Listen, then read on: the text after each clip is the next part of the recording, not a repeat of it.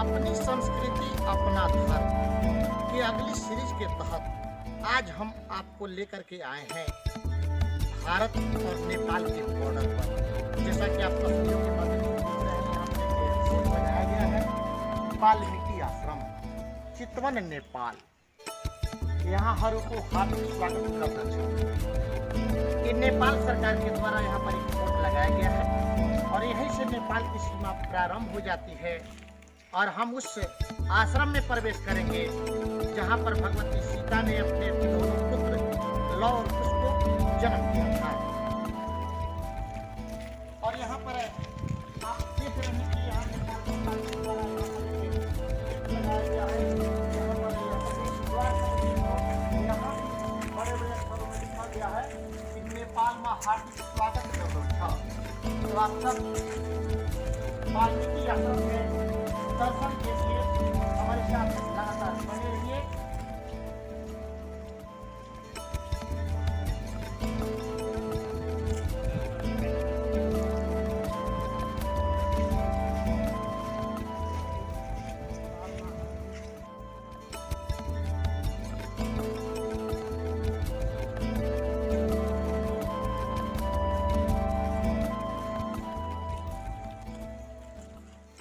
इस वक्त हम वाल्मीकि नगर आश्रम की ओर जा रहे हैं और हमें फॉरेस्ट विभाग के द्वारा गाड़ी मुहैया कराई गई है। उनकी सहायता से ही हम आगे मंदिर की ओर बढ़ रहे हैं।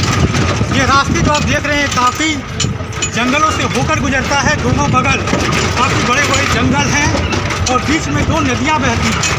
पहले हमने आपको ताउसी नदी के बारे में बताया और जो अभी हम नदी पार कर रहे हैं ये जो है ये दूसरी नदी है और इस वक्त इसे सोन नदी कहा जाता है। और काफ़ी ऊबड़ खाबड़ रास्ते से होते हुए हम अपने मंदिर की ओर बढ़ रहे हैं। हमारे साथ बहुत सारे सहयोगी हमारे साथी भी हैं जो इस सफारी का आनंद ले रहे हैं।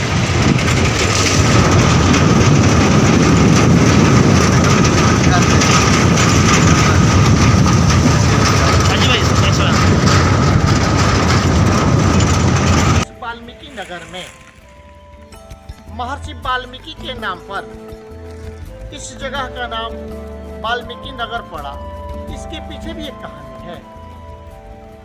लोगों की माने तो एक बार यहाँ पर महर्षि वाल्मीकि इस तपोभूमि पर तप कर रहे थे और वह तप में इतने अधिक लीन हो गए कि यहाँ पर दीमकों के द्वारा, दीमक यानी कि चिट्टियों के द्वारा उनके बाल में, उनके दाढ़ी में जो है अपना घोंसला बना लिया गया। धीरे धीरे दीमकों के द्वारा मिट्टी निकाल करके वाल्मीकि को ढक दिया गया और उसमें भी वह जप करते रहे और राम राम करते रहे। उनसे प्रसन्न होकर के देवताओं ने उन्हें वरदान दिया और उन्हें दूसरा जन्म प्रदान किया और उन्हीं वाल्मीकि के द्वारा खोदी गई मिट्टी के नाम पर महर्षि का नाम वाल्मीकि पड़ा और वाल्मीकि के नाम पर ही इस नगर का नाम वाल्मीकि नगर पड़ा। जैसा मैं आपको तस्वीरों के माध्यम से एक जीता जागता तस्वीर दिखा रहा हूँ कि किस प्रकार से यह दीमकों के द्वारा, चिट्टियों के द्वारा इतना बड़ा वाल्मीकि यह भिंड जो तैयार किया गया है। जैसा आप देख रहे हैं कि हम लोगों के साइज से थोड़ा बड़ा ही यह वाल्मीकि दिखाई दे रहा है। कितना बड़ा साइज है, इससे भी बड़े बड़े वाल्मीकि जो है पूरे जंगल में आपको दिखाई देंगे। और इन्हीं वाल्मीकि के नाम पर इस नगर का नाम जो है वाल्मीकि नगर पड़ा है। हम खड़े हैं नेपाल के चितवन स्थित वाल्मीकि नगर जहाँ पर महर्षि वाल्मीकि ने रामायण नामक महाग्रंथ की रचना की थी। यह वही स्थान है जहाँ पर महर्षि बैठ करके रामायण लिखते थे। और इसी दरमियान जब अयोध्या से भगवान राम के आदेशानुसार उनके भाई, छोटे भाई लक्ष्मण ने जब सीता को ला करके वन में छोड़ दिया था तो यही महर्षि उनको स्वागत करके अपने आश्रम में लाए और उन्हें वन देवी का नाम दिया। और इन्हीं के शरण स्थली में रह करके भगवती सीता ने अपने दो पुत्रों को जन्म दिया जिनका नाम लव और कुश पड़ा। कालांतर में जब अश्वमेघ जग का घोड़ा छोड़ा गया था तो इसी आश्रम में रहते हुए लव कुश ने उस अश्वमेघ जग के घोड़े को पकड़ा और घोड़ा पकड़ने के बाद रघुवंशियों के साथ लव कुश का युद्ध हुआ और अंत में सभी रघुवंशी जो है इन बालकों के सामने नतमस्तक हो गए। बाद में जब रामचंद्र स्वयं यहाँ पर पधारे तो महर्षि वाल्मीकि और सीता से उनका संवाद हुआ, परिचय हुआ और भगवती सीता ने अपने दोनों पुत्रों को उनके हवाले करके इस धरती में समाहित हो गई।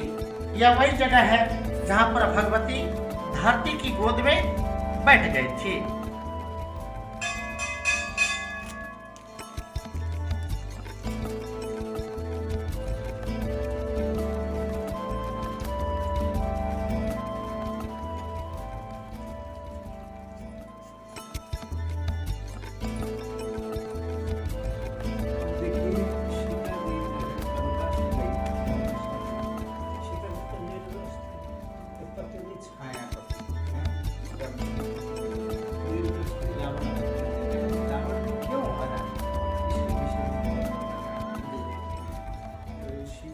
खास करके रावण के ही बेटी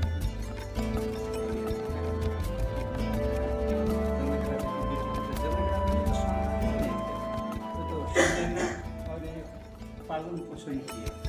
ऐसी बात है कि हम लोग वाल्मीकि नगर टाइगर रिजर्व घूमने आए थे, लेकिन यहाँ मंदिर में नहीं आए थे। तो मंदिर में पहली बार आए। तो मंदिर के बारे में आप क्या क्या जानते हैं?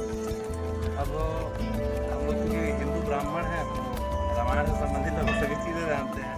ये पता है यहाँ वाल्मीकि जी रहते थे और सीता जी वहाँ लंका से वापस आने के बाद यहीं इन्हीं के आश्रम में। आपने यह कपूर का दीपक जलाया है, तो इस दीपक जलाने का क्या उद्देश्य है, थोड़ा हमको बताया जाए।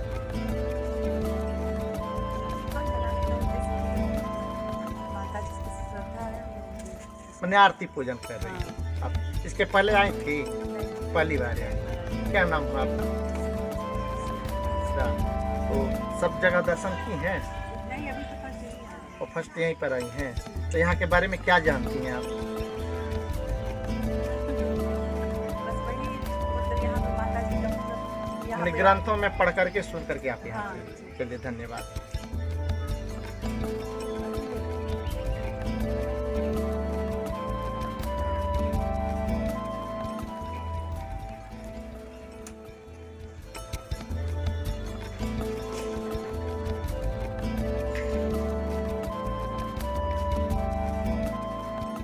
यही वो जगह है जहाँ 88,000 ऋषि एक साथ हवन किया करते थे और प्रभु की आराधना करते थे। इसके बगल में ठीक एक स्थान है जहाँ पर एक बोर्ड लगा हुआ है, लौह कुश जन्म स्थल। ऐसा लोगों का मानना है कि यही वो स्थान है जहाँ पर लौह कुश का जन्म हुआ था और माता सीता ने लौह कुश 2 पुत्रों को जन्म दिया था।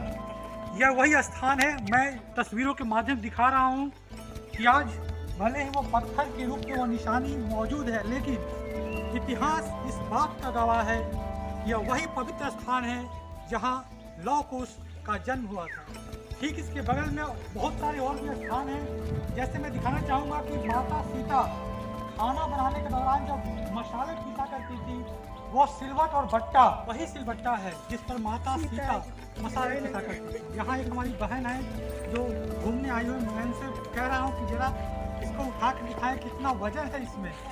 और आश्चर्य कीजिए कि उस वक्त किस तरह इस सिलबट्टे से बड़ी आसानी से काम किया जाता होगा।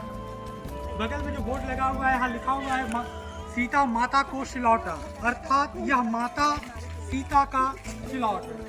बगल में ही एक अमृत कुआं भी है जहाँ पर माता सीता पानी भरती होंगी, या जो पानी की आवश्यकता थी वह इस कुएं से ही पूरी होती होगी। इसका नाम अमृत कुआं रखा गया है। शायद इसमें पानी न होगा, लेकिन उस समय इसमें पानी हुआ करता था।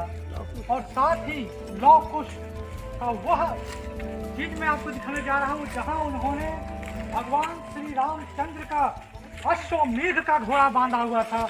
और इसी जो आप खूंटा नुमा देख रहे हैं, इसी में अश्वमेध यज्ञ का घोड़ा बांधा गया था।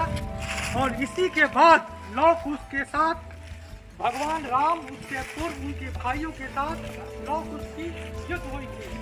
और यही वो कारण है, यही वो घोड़ा पाने का स्थान है जिसके कारण दोनों के बीच युद्ध हुआ था। और उस युद्ध में छोटे दो भाइयों ने लौ और कुश ने बड़े बड़े योद्धाओं के सत्ते छुड़ा दिए थे।